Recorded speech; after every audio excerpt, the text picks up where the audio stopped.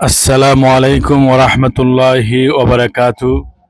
কাছে দূরে দেশ প্রবাসে যে যেখান থেকে দেখছেন আজকের এই ভিডিও, বন্ধুরা, আমরা আজকে দেখাবো বড় পীর হযরত আব্দুল কাদের জিলানী আল হাসাইনি ওয়াল হুসাইনি আল বাগদাদি রহমতুল্লাহি আলাইহির পবিত্র মাজার শরীফ জামে মসজিদ কমপ্লেক্স। আমরা নিরাপত্তা গেট পার করে ভিতরে প্রবেশ করলাম। এই যে গেটটা দেখতে পাচ্ছেন, এটা মূল গেট ভিতরে প্রবেশের।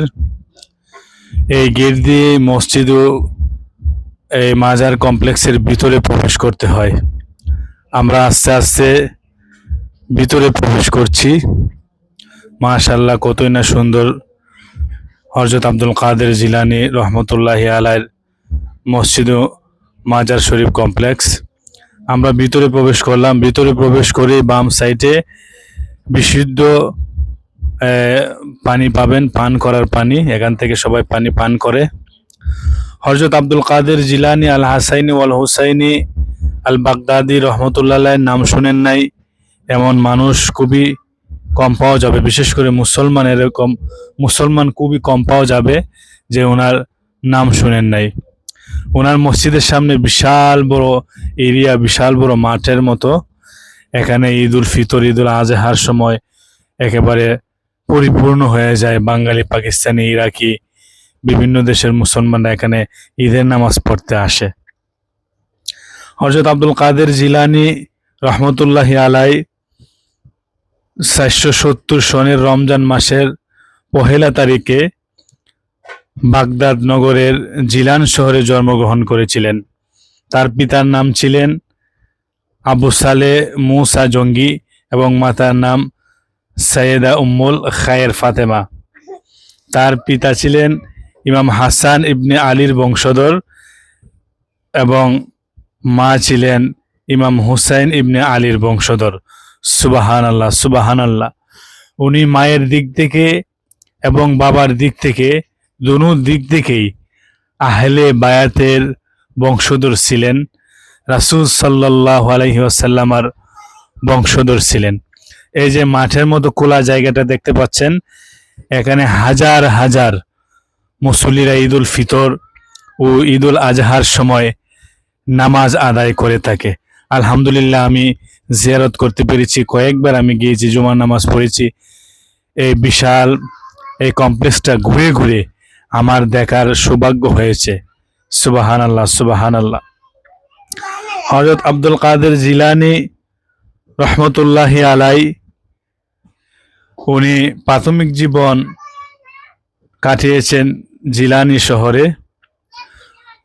1095 সালে 18 বছর বয়সে তিনি বাগদাদে আসেন এবং আবু সাইদ মুবারক মাখজুমি ইবনে আকিলের অধীনে হাম্বলি মাজহাব অধ্যয়ন করেন।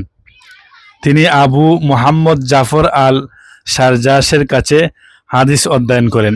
শিক্ষা জীবন শেষ করে জিলানী বাগদাদ শরীফ ত্যাগ করেন। তিনি ইরাকের মরুভূমিতে 25 বছর উনি তপস্যা করেছিলেন। সুবহানাল্লাহ, সুবহানাল্লাহ। শিক্ষা দীক্ষায় পরিপূর্ণতা অর্জনের পর তিনি নিজেকে পবিত্র ইসলাম ধর্ম প্রচারের কাজে নিয়োজিত করেছিলেন। বিভিন্ন মাহফিলে তিনি ইসলামের আদর্শ যুক্তিপূর্ণ ভাষায় বর্ণনা করতেন। তার মাহফিলে শুধু মুসলমান নয়, অনেক অমুসলিমও অংশগ্রহণ করত। তার বক্তব্য শুনে অনেক অমুসলিম ইসলাম ধর্ম গ্রহণ করেছিলেন। সুবহানাল্লাহ। তিনি কাদরিয়া তরিকা প্রতিষ্ঠা করেছিলেন। এর অনেক শাখা সাথে বিস্তৃত বিশ্বের বিভিন্ন অংশে, এবং এছাড়াও তিনি যুক্তরাজ্য, আফ্রিকা, তুরস্ক, Indonesia, Afghanistan, Bharat, Bangladesh, Pakistan, Balkan, Russia, ফিলিস্তিন, চীন এবং পূর্ব ও পশ্চিম আফ্রিকায় ওনার এই কাদরিয়া তরিকার শাখা পোশাখা রয়েছে। আমরা মসজিদে প্রবেশ করেছি। এটা মূল মসজিদ। সুবহানাল্লাহ, অনেক সুন্দর। নিচে অত্যন্ত দামি কার্পেট, উপরে বিভিন্ন ধরনের মার্বেল পাথর খচিত। আমরা ভিতরে প্রবেশ করে এই যে এখন দেখতে পাচ্ছেন, এটা ওনার পবিত্র মাজার শরীফ। সুবহানাল্লাহ। উপরে দামি জারবাতি এবং বিভিন্ন ধরনের পাথর দিয়ে তৈরি করা হয়েছে দেয়ালগুলো। অত্যন্ত সুন্দর ভিতরের অংশটা। এই যে সোনালী জালি দেখতে পাচ্ছেন, মূলত এটাই ওনার মাজার শরীফ। ওনার মাজার, এটার ভিতরে মূল মাজার।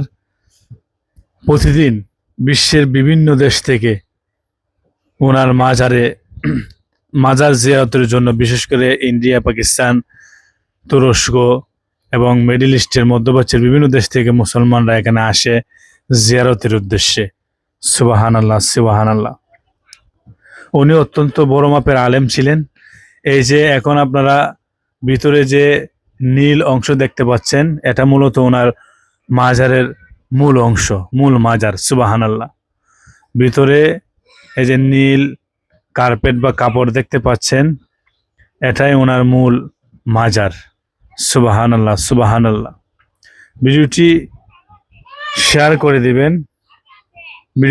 করে দিবেন, অন্য মুসলমানকে দেখার সুযোগ করে দিবেন। উনি অত্যন্ত বড় মাপের আলেম ছিলেন এবং ওলি ছিলেন। ওনাকে বড় পীর বলা হয়। এবং আউলিয়াদের সম্পর্কে, ওলিদের সম্পর্কে মহান আল্লাহ তাআলা পবিত্র কোরআনে বলেছেন, আলা ইন্না আউলিয়া আল্লাহে লা খাউফুন আলাইহিম ওয়ালা হুম ইয়াহজানুন। যারা আউলিয়া, যারা ওলি, যারা আল্লাহর বন্ধু, তাদের কোনো ভয় নাই, ভয়ের কোনো কারণ নাই। দুনিয়া ও আখিরাতে তারা সফল কাম। উনি বিভিন্ন কিতাব লিখে গিয়েছিলেন জীবদ্দশায়। এর মধ্যে উল্লেখযোগ্য কিতাব হচ্ছে গুনিয়াতুত তালেবিন, কাসিদায়ে গাউসিয়া, আল ফুয়ুদাত আল রব্বানিয়া, কিবরিয়াত ও আহমার, জান্নাত ও জাহান্নামের সংক্ষিপ্ত বিবরণ ইত্যাদি। এই মহান সাধক ওলি হিজরি 561 সালের 11 রবিউল-সানি উনি ইন্তিকাল করেছিলেন। ওনার বয়স তখন হয়েছিল 91 বছর। ওনার উপাধি দিবস সারা বিশ্বের সুফিরা, তরিকতপন্থীরা প্রতি বছর অত্যন্ত গুরুত্বের সাথে পালন করে থাকেন। এবং ওনার মৃত্যু বার্ষিকী ফাতেহা-ই ইয়াজদাহম হিসেবে পরিচিত। প্রতি আরবি মাসের 11 তারিখ দিবাগত রাত 11 শরীফ পালন করা হয়। বন্ধুরা দেখছেন বড় পীর হযরত আব্দুল কাদের জিলানী আল হাসাইনি ওয়াল হুসাইনি আল বাগদাদি রহমতুল্লাহ পবিত্র মাজার শরীফ। ভালো করে দেখে নেন। আমি ঘুরে ঘুরে ধীরে ধীরে আপনাদের জন্য ভিডিও করেছি। ভিতরে যে এই নীল অংশ দেখতে পাচ্ছেন, দামি কার্পেট দিয়ে মোড়ানো, এটা মূল মাজার ওনার। তারপরে এই স্বর্ণালী এই জালি দিয়ে আবৃত করে রাখা হয়েছে। সুবহানাল্লাহ, সুবহানাল্লাহ। ভিডিওটি শেয়ার করে দিবেন। যারা আমার চ্যানেল প্রথম দেখছেন, আমার চ্যানেলটি সাবস্ক্রাইব করে দিবেন। যারা ফেসবুক পেজে দেখছেন ভিডিওটি, ফেসবুক পেজটি ফলো করে দিবেন। আলহামদুলিল্লাহ, মাশাআল্লাহ। ওনার মাজার শরীফ জিয়ারত করতে পেরে নিজেকে ধন্য মনে করছি। অনেকবার ওনার মাজার শরীফে যেতে পেরেছি, ওনার কদমে হাজিরা দিতে পেরেছি। আলহামদুলিল্লাহ। সকলে আমার জন্য দোয়া করবেন। সকলেই ভালো থাকেন। আসসালামু আলাইকুম ওয়া রাহমাতুল্লাহি ওয়া বারাকাতুহু।